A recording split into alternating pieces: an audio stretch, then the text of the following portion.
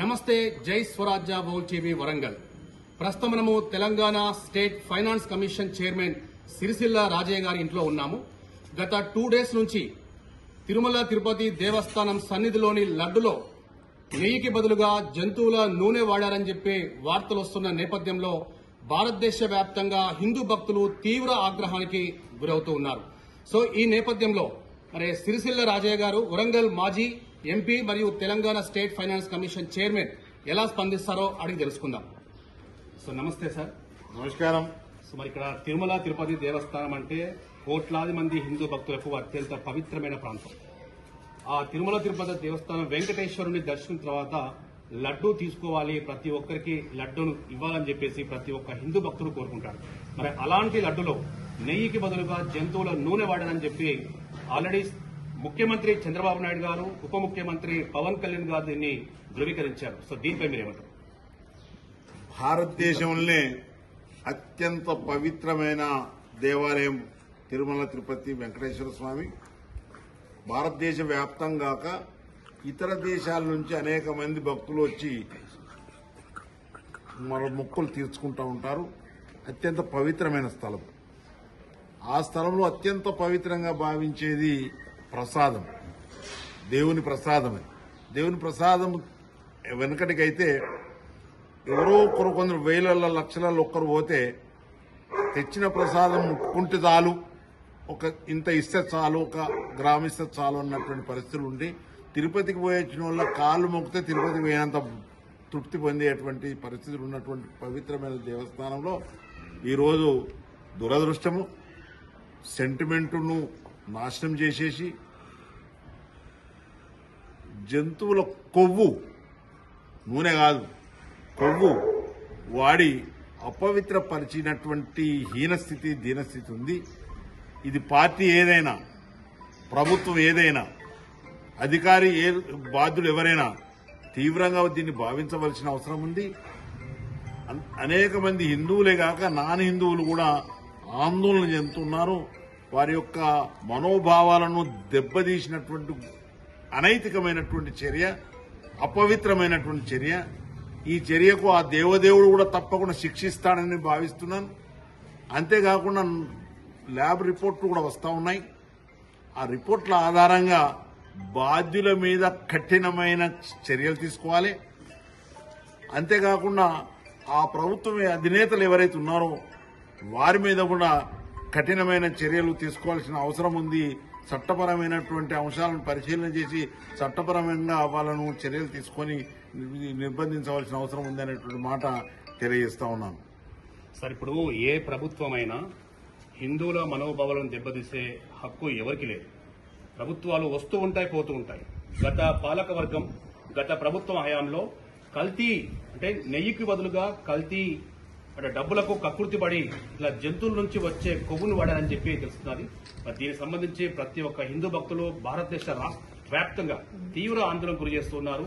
మా మనోభావాలు దెబ్బతిన్నాయంటూ తమ ఆగ్రహాన్ని వ్యక్తం చేస్తున్నారు. భారతదేశ రాజ్యాంగం మతాతీత రాజ్యాంగం. అన్ని మతాలను సమానంగా గౌరవించాలి అనేటువంటిది మన యొక్క రాజ్యాంగ నేపథ్యం. హిందువులే కాదు, ఎవరి మనోభావాలు కూడా దెబ్బతీసే అధికారం ఎవరికి లేదు. స్వేచ్ఛగా స్వతంత్రంగా వాళ్ళ విశ్వాసాలను నమ్ముకోవచ్చని రాజ్యాంగంలో పొందుపరుచున్నది.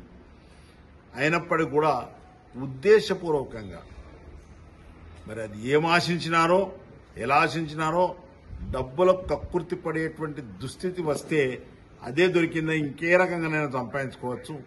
కానీ ఇది హిందువుల మనోభావాలను, హిందువులు కూడా అనను, భక్తుల మనోభావాలను దెబ్బతీసినటువంటి హీనమైనటువంటి చర్య.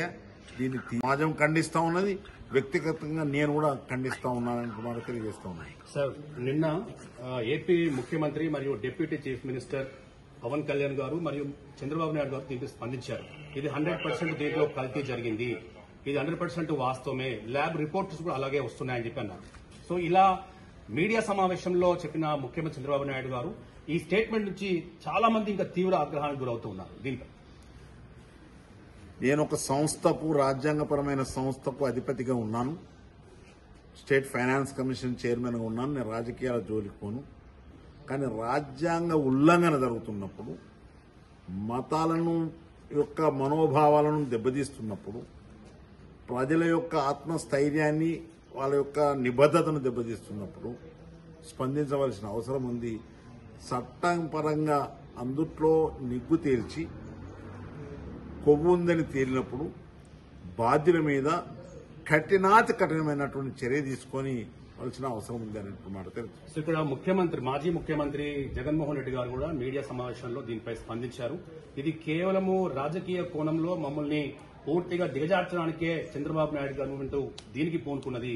ఎందుకంటే గత ప్రభుత్వం, మా ప్రభుత్వంలో తిరుమల తిరుపతి దేవస్థానం సంబంధించి చైర్మన్ కావచ్చు, ఇంకా ఆధ్యాత్మికమైన దీనికి సంబంధించిన మా కమిటీలో అంటే అనుభవం ఉన్నటువంటి వాళ్ళని, ఆధ్యాత్మికంగా అనుభవం ఉన్నటువంటి వాళ్ళని మాత్రమే మేము నిర్మించాము. సో ఇది కేవలము అవాస్తవము, ఇది అంతా అబద్దమే, దీనిలో ఎలాంటి నిజం లేదని చెప్పి అంటున్నాను. నేను ఇంతవరకు కూడా చెప్పినా, నేను రాజకీయాల్లో రాజకీయ నాయకుల పార్టీల జోలికి వెళ్ళను.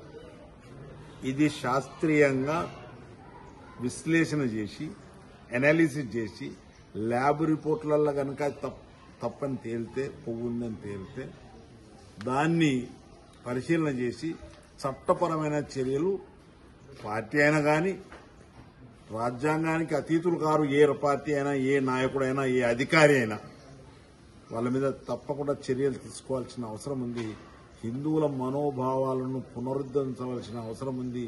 ఆ దేవస్థానం యొక్క పవిత్రతను కాపాడవలసిన ధర్మం భారతదేశ రాజ్యాంగం మీద ఉంది, అధికారుల మీద ఉంది అన్నట్టు మాట తెలియజేస్తాం. సో ఈ పవిత్రమైన తిరుమల తిరుపతి దేవస్థానం సన్నిధిలోని లడ్డులో అంటే నెయ్యికి బదులుగా జంతువుల కొవ్వు వాడారని చెప్పి వచ్చిన నేపథ్యంలో తిరుమల తిరుపతి వేద పండితులు కూడా మహాయాగం చేద్దామని చెప్పి పూనుకున్నారు.